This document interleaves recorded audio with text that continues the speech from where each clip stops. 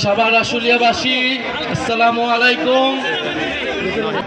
আমরা জানি যে এই সাভার, এই আশুলিয়া, এই বাইপাইলের পয়েন্টে গণ অভ্যুত্থানের সময় আমাদের ছাত্র জনতা বুক চিতিয়ে লড়াই করেছিল ফ্যাসিস্ট শক্তির বিরুদ্ধে। সাভার আশুলিয়া গণ অভ্যুত্থানের সময় হট স্পট ছিল আন্দোলনের। অন্যদিকে নারায়ণগঞ্জ, যাত্রাবাড়ি, এদিকে সাভার আশুলিয়া, ওদিকে গাজীপুর, টঙ্গী। আপনারা প্রতিরোধ তৈরি করেছিলেন বলেই ঢাকা সুরক্ষিত ছিল, ঢাকার মানুষ রাজপথে নামতে সাহস পেয়েছিল।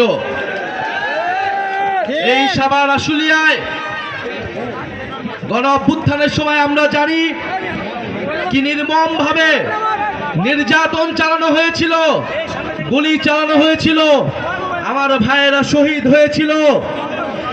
এখানে বক্তব্য রেখেছেন শহীদ সজলের মা, যাকে পুড়িয়ে মারা হয়েছিল নির্মম ভাবে ফ্যাসিস্ট স্বৈরাচারী সরকারের দোসরেরা সারা বাংলাদেশে ঠিক এইভাবে আমাদের ভাইদের উপরে নিপীড়ন চালিয়েছিল।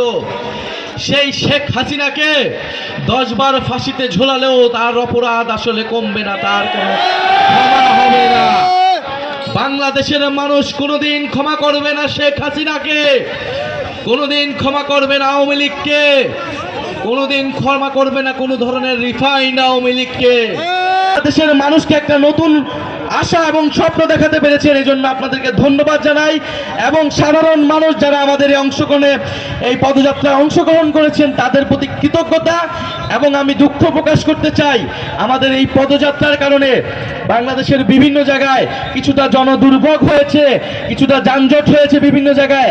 আপনারা আমাদের জন্য এটাকে ক্ষমা সুন্দর দৃষ্টিতে দেখবেন। দেশ সংস্কারের জন্য আমাদের হয়তো এর থেকে কোনো বিকল্প উপায় ছিল না। আমাদের নিরাপত্তা নিশ্চিতের জন্য আইন শৃঙ্খলা বাহিনী কাজ করেছেন, আমরা তাদেরকেও ধন্যবাদ জানাই। সর্বোপরি এই পদযাত্রার আংশিক সমাপ্তি ঘোষণা করছি। ইনকিলাব ইনকিলাব, ক্ষমতানা জনতা, ইয়াপাস না সংগ্রাম, দালালি না রাজপথ, গোলামি না আজাদি, দিল্লি না ঢাকা, ক্ষমতা না জনতা, অ্যাকশন টু অ্যাকশন, চাঁদাবাজের বিরুদ্ধে, এই সন্ত্রাসীদের বিরুদ্ধে, এই মুজিববাদের বিরুদ্ধে।